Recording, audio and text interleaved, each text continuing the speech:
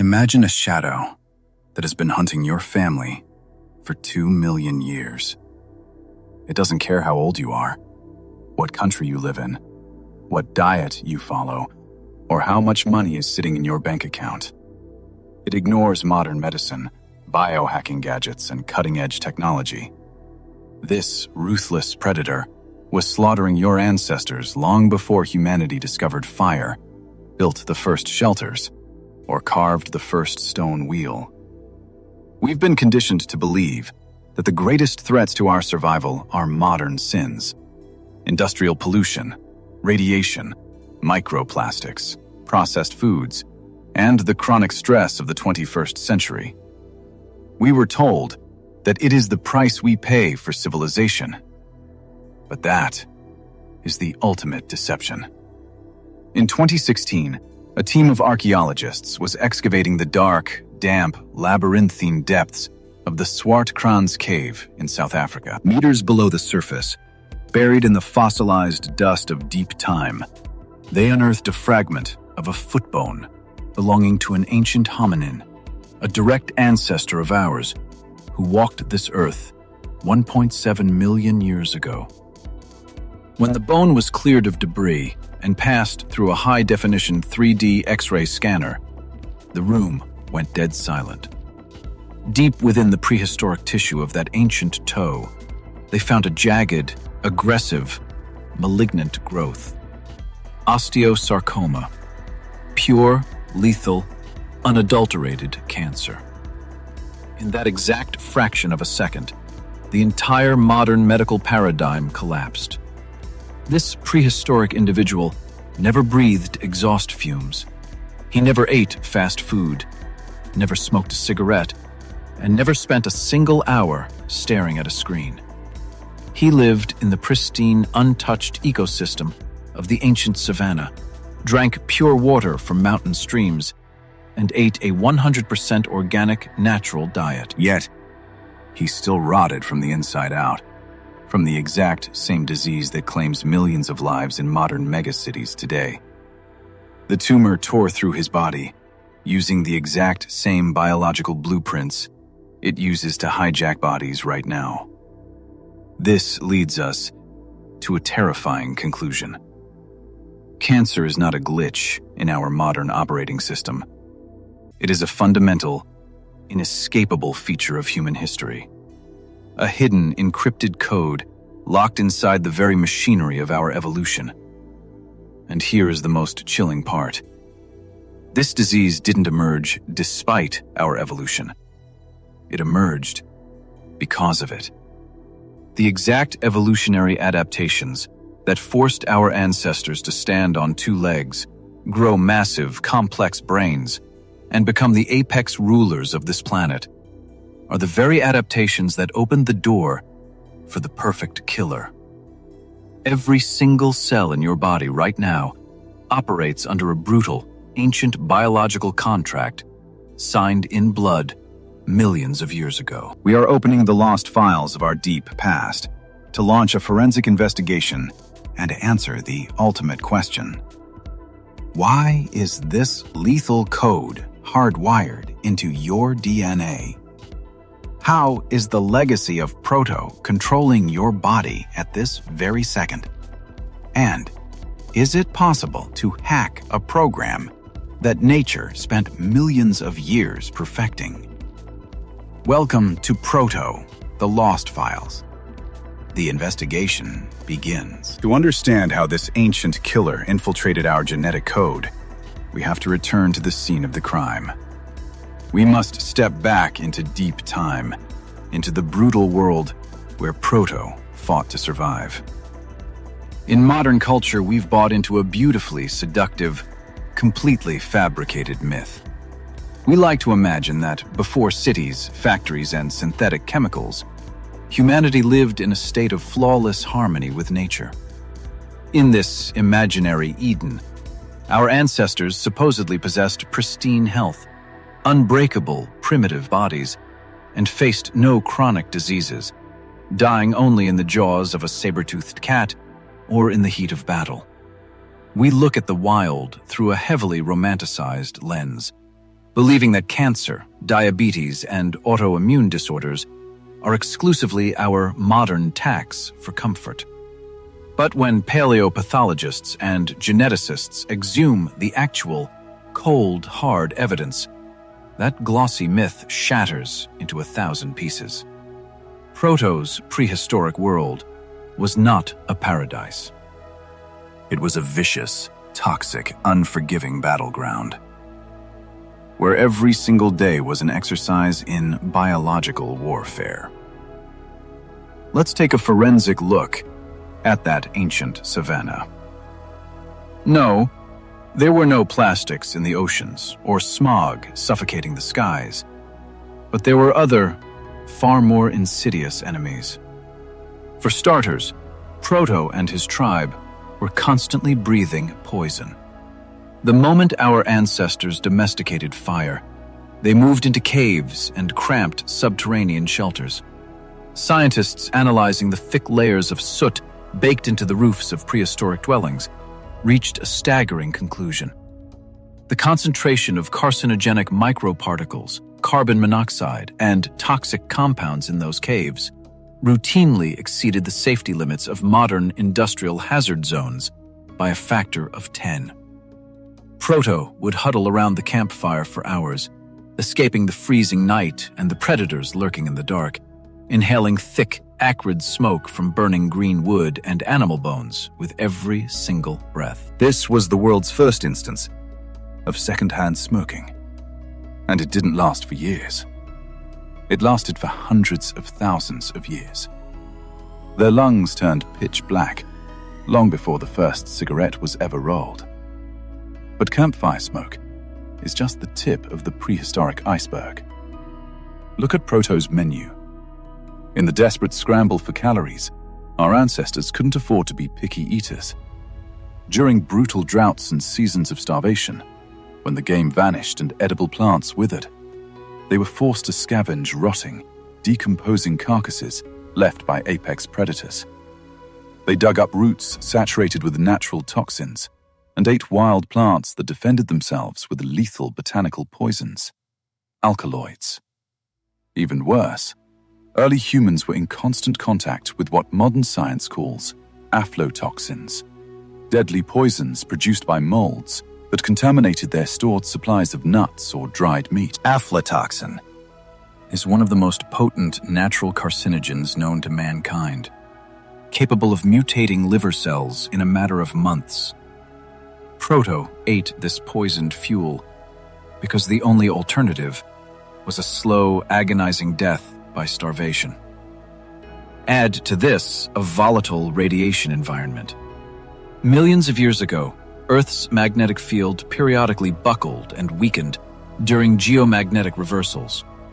When the shield dropped, harsh cosmic radiation bombarded the bodies of early hominins, shattering the fragile nucleotide chains inside their cells.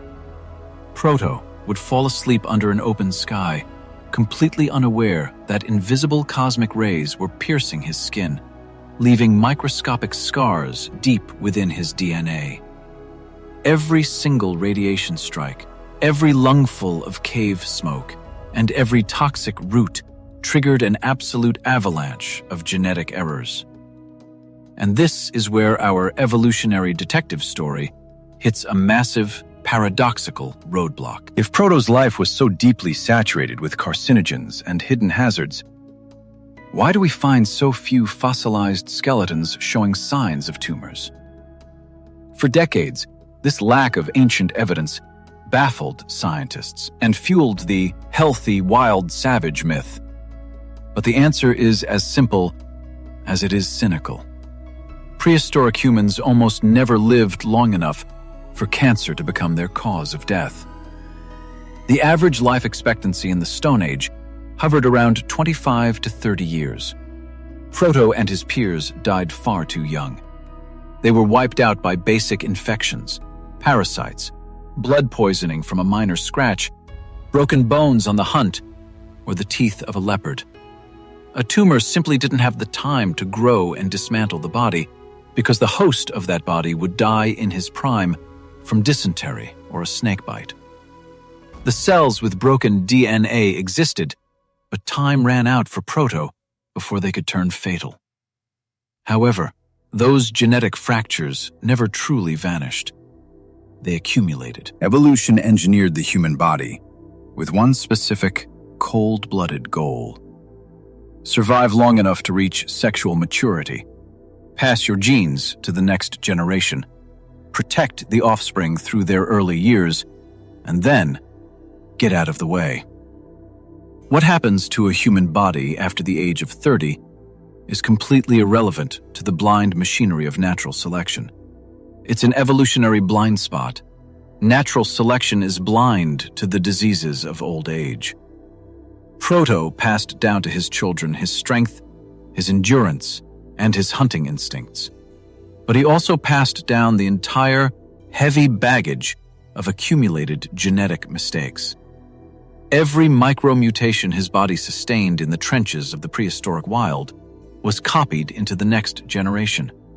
Every new lineage absorbed these hidden flaws like a sponge.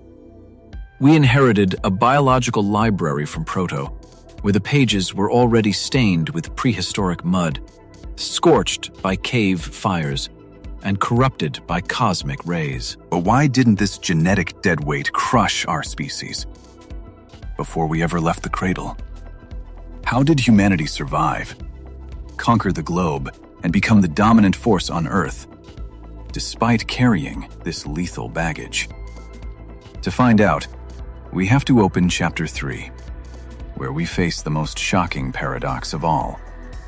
It turns out, the exact biological superpowers that saved Proto from extinction and made us human are inextricably, fatally intertwined with the ability of cells to turn into cancer. We didn't survive in spite of cancer. We survived because of the exact mechanisms that cause it. We have just unlocked the most heavily guarded secret in the Proto archive. Up until this point, our case seemed straightforward. A hostile ancient environment fractured our ancestors' genes. Those errors were copied, and the result was disease. Logically, you would think that evolution, nature's master engineer, would have designed a flawless shield over millions of years, purging these lethal defects to protect our species from self-destruction.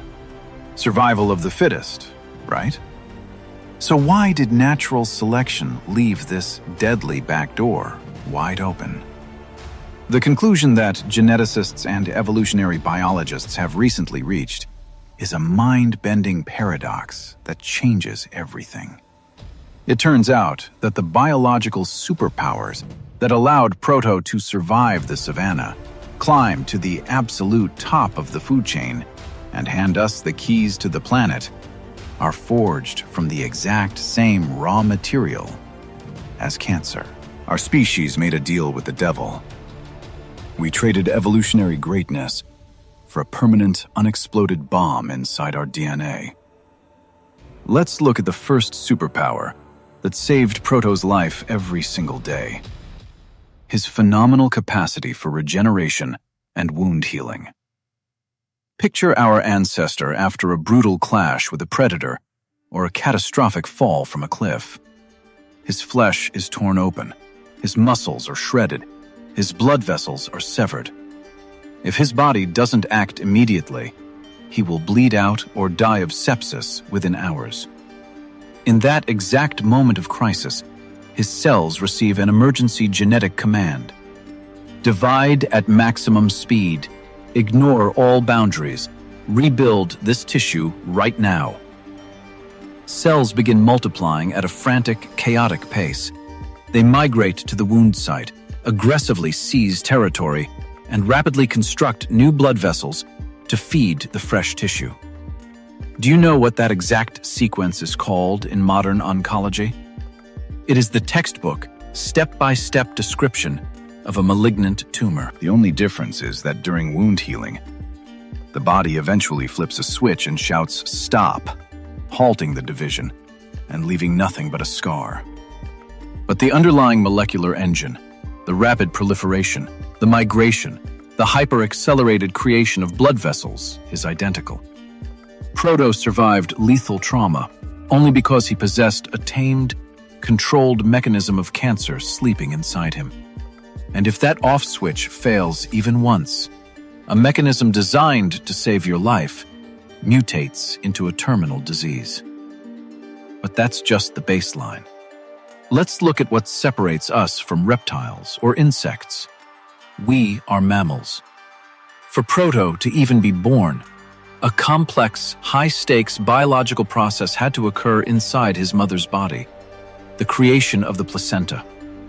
The placenta is a wild, temporary organ. It has to aggressively invade the mother's uterus, anchor itself deep within her tissues, completely bypass her immune system, which is actively trying to destroy it as a foreign object, and hijack her blood supply to feed the embryo.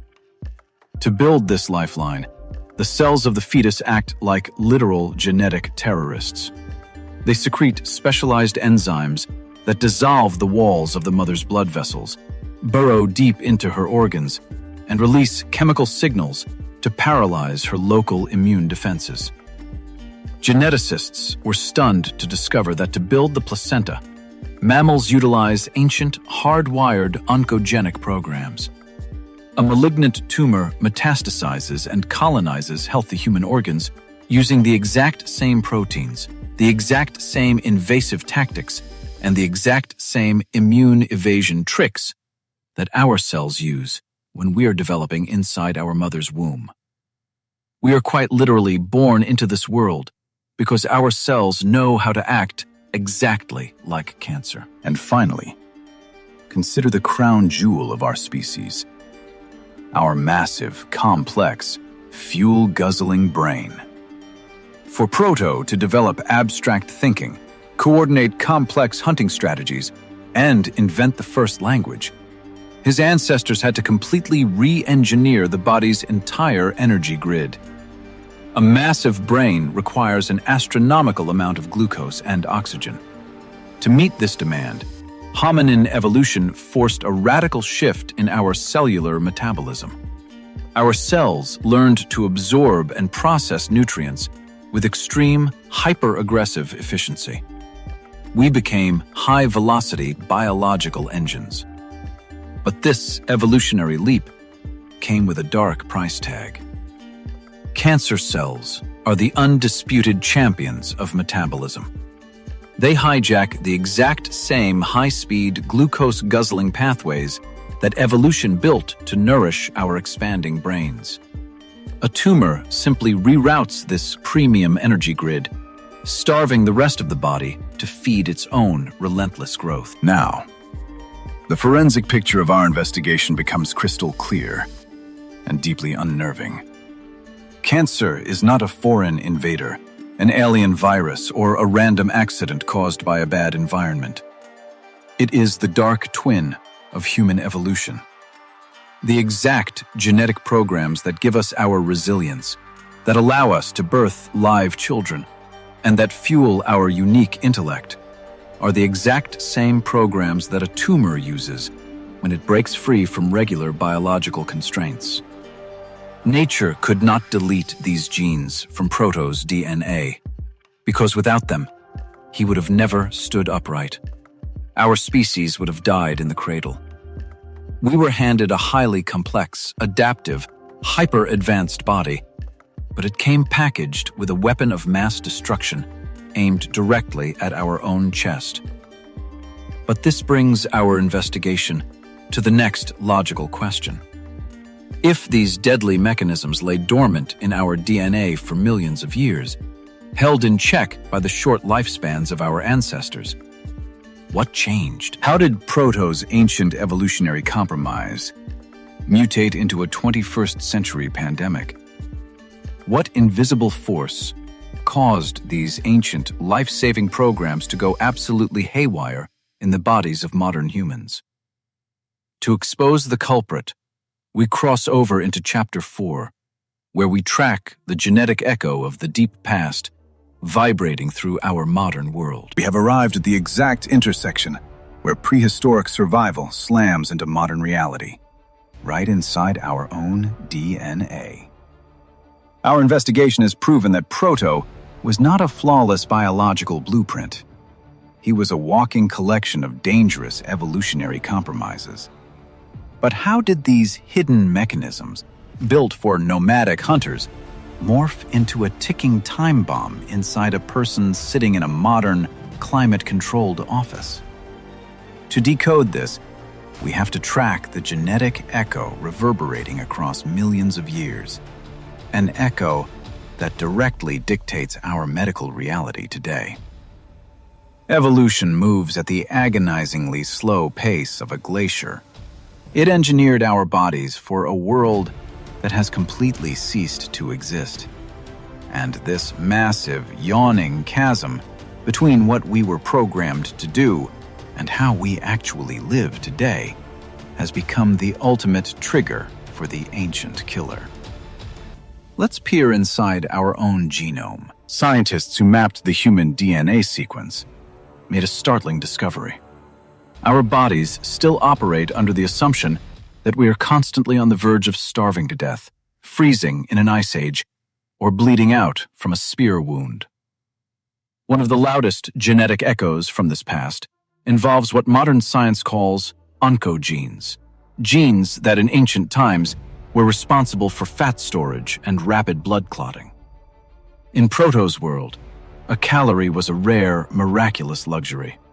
If our ancestor stumbled upon a beehive or brought down a large mammal, his cells had to instantly overhaul his metabolism to absorb every single molecule of glucose and convert it into fat storage as quickly as possible. The genes governing this process worked overtime, sending frantic signals to stimulate rapid tissue growth. Today, in an era of hyperabundance, where sugar and refined carbohydrates are available at the press of a button, those ancient storage genes are trapped in a state of catastrophic overload. A relentless flood of blood sugar bombards them with non-stop commands to build, grow, and store. The very same oncogenes that kept Proto alive during a prehistoric winter are now pushed over the edge by an endless surplus of fuel. They go haywire, driving the hyper-accelerated growth of tumor cells, feeding them through the exact metabolic superhighways built for ancestral survival. But the echo of the deep past grows even louder when we examine our ancestral breeding ground. The genetic record shows that when Homo sapiens migrated out of Africa, they ran into other ancient human species occupying the Eurasian landmass, Neanderthals and Denisovans. To survive the harsh European climate and unfamiliar lethal pathogens, our ancestors interbred with them, stealing chunks of their battle-tested immune systems. Those borrowed genes acted as a powerful shield back then, but they came with a hidden price tag. Modern genomic studies reveal that specific fragments of Neanderthal DNA embedded in our genetic code are directly linked to a significantly higher risk of developing skin, prostate, and blood cancers today. What served as a life-saving armor against prehistoric infections millions of years ago has transformed, under the conditions of modern lifespans, into a genetic vulnerability that shatters our cellular defenses. Perhaps the most fascinating and terrifying element of this case is the behavior of what geneticists call sleeping or ancestral genes. Embedded deep within your cells is a massive graveyard of genetic information left over from past geological eras. Evolution rarely deletes old programs. It simply silences them, burying them under newer layers of genetic regulation, like archiving obsolete software files. But those files are still very much alive. When your cellular defense mechanisms weaken under the assault of radiation, chemicals, or the simple wear and tear of aging, a process called de-differentiation occurs. A cell in a modern human body suddenly experiences a catastrophic bout of amnesia. It forgets what it's supposed to be: a liver cell, a lung cell, or a skin cell. It wipes its own memory, resets to factory settings, and activates the ancient primal code of Proto, the raw programming needed millions of years ago for a single-celled embryo to survive in a hostile, chaotic environment. the cell begins behaving like a primitive, immortal, purely selfish organism. Its only objective is to multiply, devour resources, and conquer space, completely deaf to the commands of the larger body. Cancer is, quite literally, a rebellion of primitive genes against the evolutionary constraints of being a multicellular human. Now, the suspense of our investigation tightens like a vice. We've unmasked the truth. Inside every single one of us beats the echo of a million-year struggle for survival. We are carrying the DNA of a nomadic hunter, an apex predator, and a prehistoric warrior, trapped inside the suit of a modern city dweller. Our genes are hardwired for harsh ultraviolet light, grueling physical labor, prolonged periods of fasting, and smoke-filled caves. Yet, we have locked this ancient biology into sterile rooms with artificial lighting.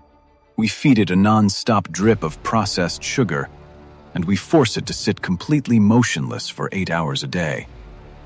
Proto's ancient programming cannot comprehend this alien world. It interprets this unnatural, sedentary comfort as a system failure, a biological crisis, and in a panic, it fires up the primitive survival mechanisms that ultimately manifest as cancer. The forensic trail leads us inexorably to the next step of our investigation. If the genetic echo of the past holds this much power over our present, and if our modern lifestyle has become the detonator for this ancient bomb, then who is specifically responsible for pulling the trigger? What exact element of our advanced civilization is acting as the chief accomplice to the prehistoric killer? To close the net and finalize our evidence, we move to Chapter 5.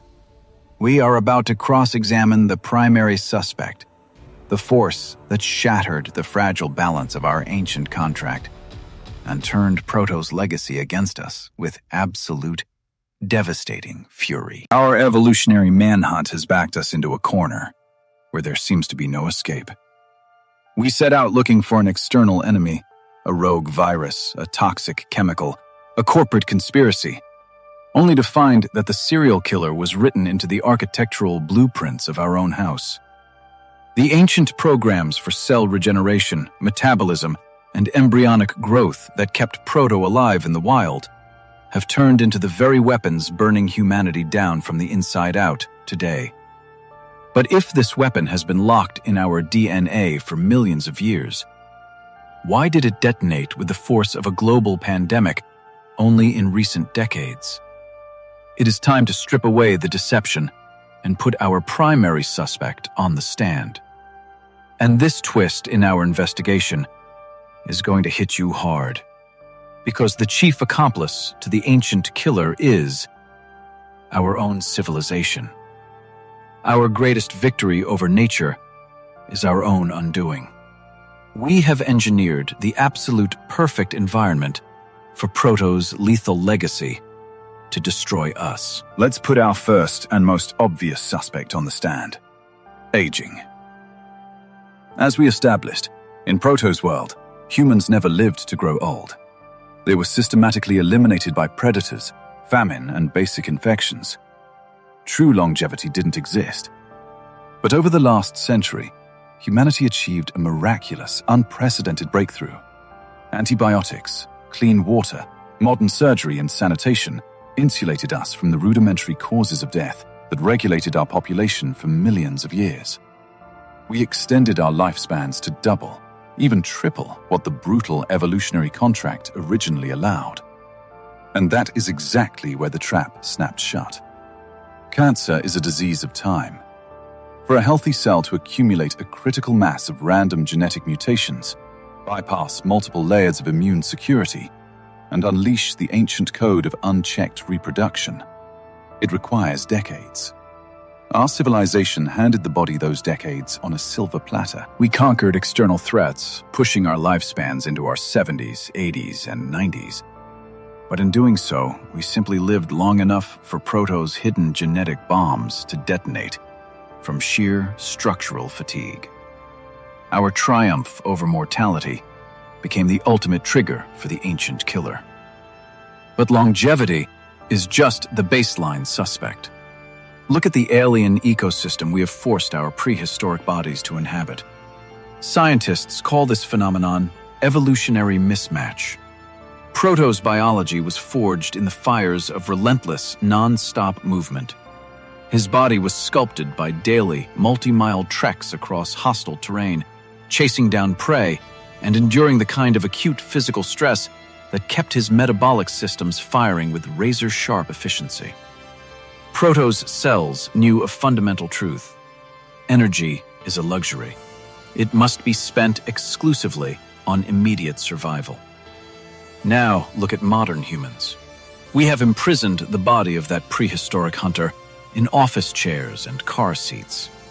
Our physical exertion has been downsized to tapping on a glass screen. At the same time, we ingest a continuous industrial stream of high-calorie fuel that Proto couldn't even hallucinate. This chronic surplus of energy, combined with a total absence of movement, creates absolute metabolic anarchy inside our tissues. Our cells are quite literally drowning in glucose and insulin. And who is the number one consumer at this endless, all-you-can-eat metabolic buffet? The cancer cell. We have built a luxurious, predator-free sanctuary for an ancient biological parasite, giving it all the fuel it could ever desire with zero resistance. Our next suspect is the total, systematic destruction of our natural immune shield. For millions of years, our ancestors' immune systems were forged in dirt, parasites, raw bacteria, and brutal viruses. Your immune system is supposed to be a vicious, hyper-trained attack dog that spent millennia sharpening its teeth on lethal external threats. But modern civilization brought an obsession with absolute sterility. We sanitize every surface, drink hyper-purified water, and obliterate the slightest bacterial presence with scorched earth antibiotics. Our internal attack dog has been left completely unemployed. Locked inside a sterile apartment with no real external enemies to hunt, it begins to lose its mind from boredom. In some people, it turns inward, attacking the host's own body, unleashing an epidemic of allergies and autoimmune disorders. In others, it simply falls asleep, drops its guard, and completely misses the exact microsecond when a single rogue cell activates Proto's ancient insurgent code and begins constructing a tumor. By wiping out the natural training ground of our immune defense, we left it paralyzed when facing the enemy within. And finally, we confront the most insidious co-conspirator in this case, the total collapse of our biological clock. Proto lived by the unyielding laws of planetary physics. When the sun rose, his body flooded with hormones to wake him up. When the sun sank, the world plunged into absolute pitch-black darkness, signaling his body to enter a state of deep, restorative sleep. It is during this profound darkness that our cells deploy their night shift repair crews, scanning our DNA to fix mutations and incinerate damaged cells. This circadian rhythm is hardwired into our biology. What did we do? We flooded our nights with artificial light. We stare into blue light-emitting screens hours past midnight, and we completely eradicated the concept of natural darkness from our lives. As a result, the hormone melatonin, which is one of the most powerful natural cancer fighters and DNA repair mechanisms in existence, simply ceases to produce at the levels we require. We have canceled our body's night shift repair crew. The genetic mutations that used to be cleanly patched while Proto slept beneath the stars now accumulate with every single hour of midnight scrolling. The net has closed. The cross-examination is over, and the verdict of our evolutionary investigation is absolute. Our primary suspect is our own way of life. We have weaponized our comfort against our biology. We tricked nature, engineered a world of total convenience, abundance, and safety. But we forgot one fatal detail. Inside this high-tech world, we are still Proto. We are still a prehistoric organism operating on a primitive survival engine. And those ancient programs, utterly blind to the rules of this modern game, interpret our artificial comfort as a system crisis, turning our own evolutionary legacy into our executioner. We have gathered every piece of evidence. We have mapped the scene of the crime, exposed the evolutionary paradox, and hunted down the primary suspect. Our investigation has brought us to the edge of the cliff. What is the final verdict? Are we permanently doomed to be hostages of our genetic past? Or has modern science found a way to hack Proto's ancient code and rewrite the rules of human survival? To discover the truth, we move to our final chapter, where we pass ultimate judgment on the killer locked inside our DNA. Our long, dark journey through the evolutionary archives has finally reached its destination. We have hunted a killer across a 2-million-year cold case, descended into the ancient caves of South Africa, unmasked the paradox of human birth, and exposed how Proto's genetic echo detonations are shaking the sterile foundation of our modern cities. The picture before us is both monumental and deeply humbling. Cancer is not an invader from the outside world, nor is it a random cosmic mistake. It is the price of admission for being human.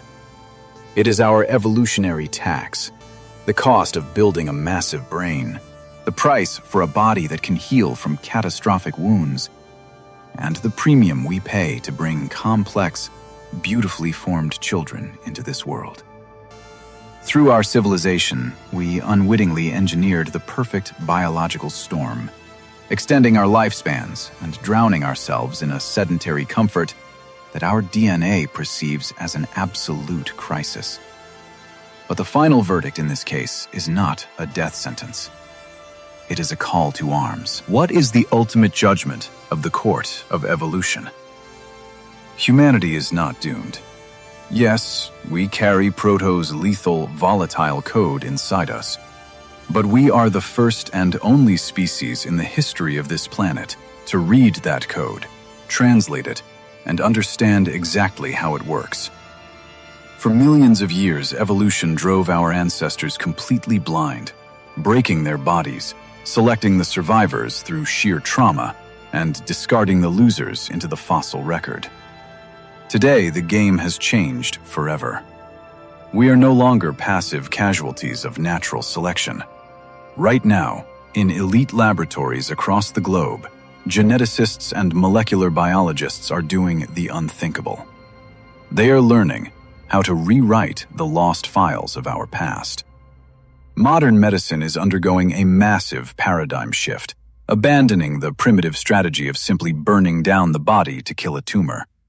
Instead, science is turning to evolutionary oncology. Researchers are cracking the cellular camouflage that cancer cells inherited from the ancient mechanisms of the placenta. Revolutionary immunotherapies are quite literally ripping the invisibility cloak off tumors, forcing our body's dormant, prehistoric immune dog to wake up, remember its apex predator instincts, and obliterate the enemy from within. Even more profound, gene editing technologies like CRISPR are preparing to enter our cellular libraries, systematically repairing the torn, corrupted pages of DNA that Proto passed down to us. We are standing on the precipice of the greatest technological revolution in human history. We are about to correct the mistakes of evolution itself. But while scientists wage war on the microscopic frontier, the most critical breakthrough of this entire investigation belongs to you, right here, right now. You cannot change the DNA sequence you were born with today, but you hold absolute power over the environment you place it in. Your genes are merely a loaded weapon. It is your lifestyle that pulls the trigger. Understanding that Proto lives inside you changes everything. When you starve your body of sleep to stare at a screen, when you sit immobilized for hours, When you hit your system with a relentless barrage of processed sugar, you aren't just breaking abstract health rules. You are broadcasting catastrophic emergency signals to an ancient survival engine, forcing it into a state of biological mutiny. Your body is screaming for physical stress, for profound darkness, for periods of metabolic cleansing, and for raw, primal movement. These are not trendy fitness recommendations. They are the non-negotiable operational requirements for a biological machine that is 2 million years old. Respect the nomad inside you, and you strip the ancient killer of its power. We are closing the case file on the prehistoric killer, but Proto's archives hold hundreds of uncharted files waiting to be exhumed. Our DNA is a vast, uncharted wilderness of haunting mysteries, hidden mutations, and secrets that dictate your every breath, your every emotion, and every single beat of your heart, and we are going to expose them all. If you are ready to dig deeper, if you are done with superficial answers and want to join us in decoding the raw, unfiltered history of the human race, join our elite unit of evolutionary detectives. Hit that subscribe button right now, turn on the notification bell so you never miss a classified file drop, and smash the like button on this video. It tells the YouTube algorithm to feed this content to open-minded, high-intellect viewers who crave real depth. And most importantly, drop a comment below. What specific revelation in today's investigation completely blew your mind? Do you believe humanity will successfully rewrite its own evolutionary code? Or will nature always stay one step ahead of us? Let me know your thoughts. I read every single comment. Unearth the truth. Decode the genome. Follow the shadow of Proto. This is Proto, the Lost Files. Until the next case, detectives.